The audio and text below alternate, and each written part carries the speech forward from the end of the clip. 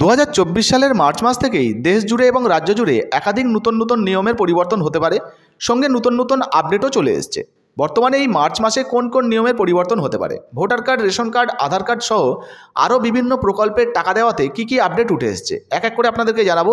আর এই সমস্ত আপডেটের ফলে আপনাদের কী সুবিধা হতে পারে বা কী অসুবিধা হতে পারে সেটাও জানতে পারবেন। তাই ভিডিওটা একটু স্কিপ না করে পুরোটা দেখুন। আপনি যদি আমাদের চ্যানেলে নতুন আসেন অবশ্যই চ্যানেলটিকে সাবস্ক্রাইব করে পাশের বেল আইকনটিকে অন করে রাখবেন এই ধরনের গুরুত্বপূর্ণ ভিডিও সবার আগে পাওয়ার জন্য। ফেসবুক থেকে দেখলে পেজটা ফলো করতে ভুলবেন না। তো চলুন বন্ধুরা, ভিডিও শুরু করা যাক।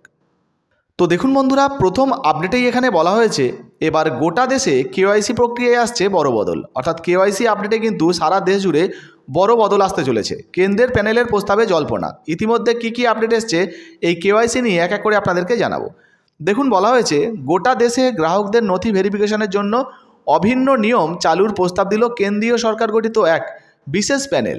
ভারতের অর্থনীতিকে স্থিতিশীল রাখার বিষয়ে সিদ্ধান্ত নেওয়া এই প্যানেলের মূল কাজ।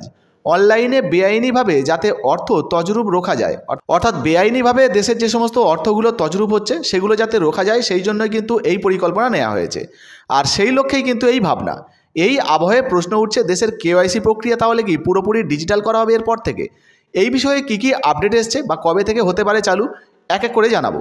দেখুন, বলা হচ্ছে উল্লেখ্য financial stability and development counselling নামক প্যানেল কেওয়াইসির অভিন্ন প্রক্রিয়ার পক্ষে প্রস্তাব দিয়েছে। তবে এই পরিকল্পনা কবে বাস্তবায়িত করা হতে পারে সেই বিষয়ে কিন্তু কোনো স্পষ্ট ধারণা এখনও পর্যন্ত পাওয়া যায়নি। অর্থাৎ কবে থেকে এটা চালু হবে সেই বিষয়ে কিন্তু এখনও পর্যন্ত কোনো রকম কোনো আপডেট দেওয়া হয়নি। নতুন এই আপডেট এসছে, খুব শীঘ্রই হয়তো চালু হয়ে যেতে পারে। এর পরবর্তী নিয়মটা মূলত যারা সিম কার্ড বা মোবাইল ব্যবহার করেন তাদের জন্য।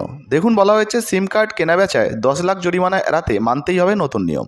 সিম কার্ডের নতুন নিয়ম চালু হয়ে গেল। কি বলা হয়েছে, নতুন নিয়মে সিম কার্ড নেওয়ার ক্ষেত্রে প্রত্যেক কাস্টমারকে ডিজিটাল কেওয়াইসি প্রক্রিয়ার মধ্য দিয়ে যেতে হবে।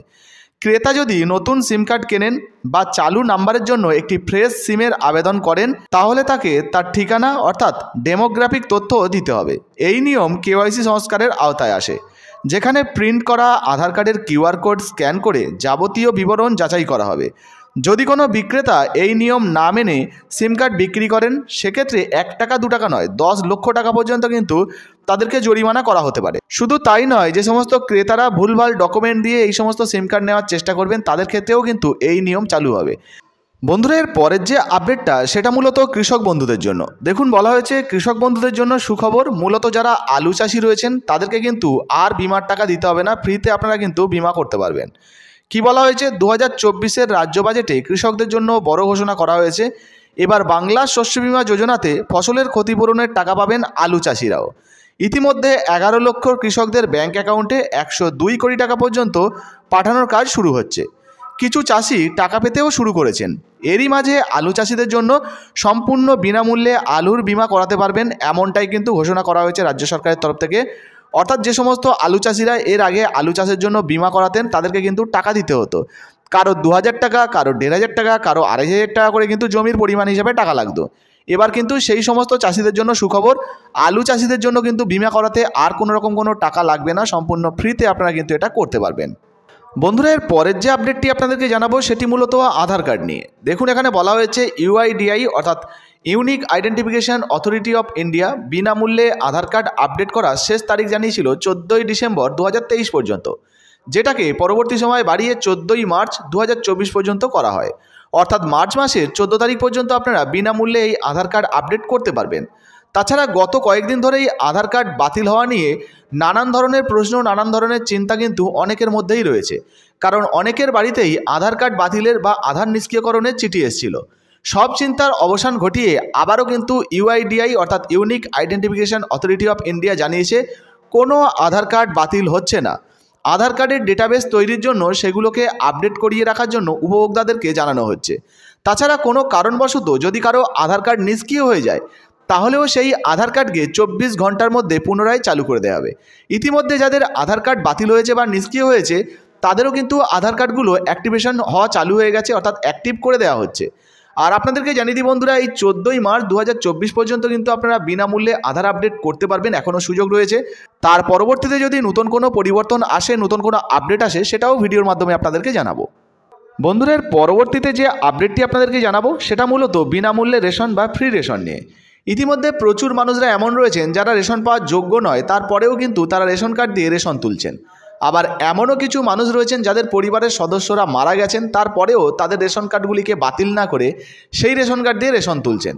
এই রকম পরিস্থিতিতে সেই সমস্ত রেশন কার্ডগুলিকে বন্ধ করার জন্য রাজ্য এবং কেন্দ্রীয় সরকার উভয়ের পক্ষ থেকেই যে বিনামূল্যে রেশন দেওয়া হয় তাতে নজরদারি চালানোর জন্য ইতিমধ্যে KYC প্রক্রিয়া চালু করা হয়েছে, অর্থাৎ রেশন কার্ডের সঙ্গে আধার কার্ডের লিঙ্ক করা। ইতিমধ্যে আপনি যদি রেশন কার্ডের সঙ্গে আধার কার্ডের লিঙ্ক না করেন সেক্ষেত্রে কিন্তু আপনার এই বিনামূল্যে রেশন বন্ধ হয়ে যেতে পারে। প্রচুর মানুষের কিন্তু ইতিমধ্যে রেশন কার্ডের সঙ্গে আধার কার্ডের লিঙ্ক করানোর অভাবে এই বিনামূল্যে রেশন বন্ধ হয়ে গেছে। তবে এখানে রেশন দপ্তরের তরফ থেকে জানানো হয়েছে এই কার্ডগুলিকে কিন্তু বাতিল করে দেওয়া হয়েছে বলে দাবি করা হচ্ছে না, বলা হয়েছে যে ব্লক করে দেওয়া হয়েছে। অর্থাৎ ওয়েবসাইটে লাল কালির দাগ করা হয়েছে, ব্লক করা হয়েছে, কিন্তু বাতিল করে দেওয়া হয়নি, একেবারে যে মুছে দেওয়া হয়েছে এমনটা নয়।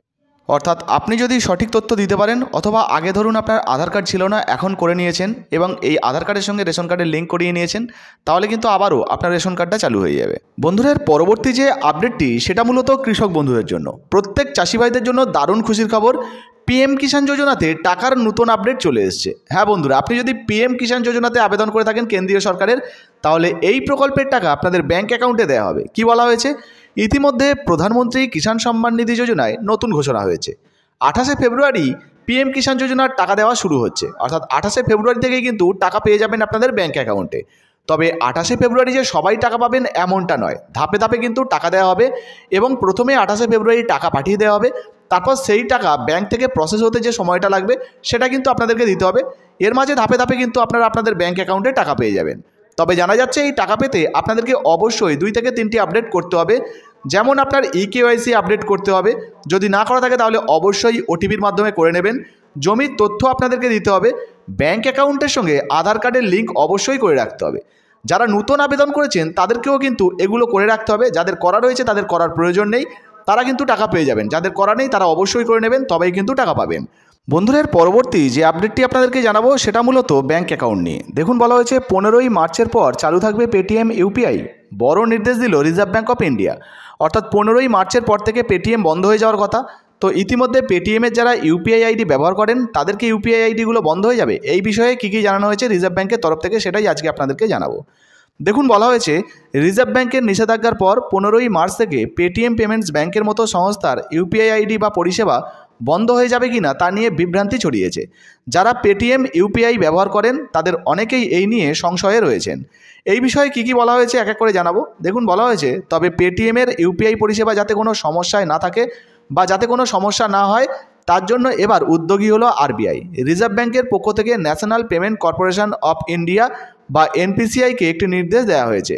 সেই নির্দেশে বলা হয়েছে যে সমস্ত UPI আইডিগুলো ইতিমধ্যে পেটিএমের কাছে রয়েছে সেগুলোকে চালানোর জন্য বিপুল সংখ্যক UPI লেনদেনের চাপ নিতে সক্ষম 4 থেকে 5টি ব্যাংকের তালিকা যাতে তৈরি করে রাখা যায় সেই জন্যই কিন্তু NPCI-কে নির্দেশ দেওয়া হয়েছে। কারণ 15ই মার্চ পেটিএম পেমেন্টস ব্যাঙ্কের পরিষেবা বন্ধ হয়ে গেলে এই UPI পরিষেবাগুলো চালু রাখার জন্য থার্ড পার্টি অ্যাপ্লিকেশন বা প্রোভাইডার হিসাবে কয়েকটি ব্যাংকের প্রয়োজন হবে।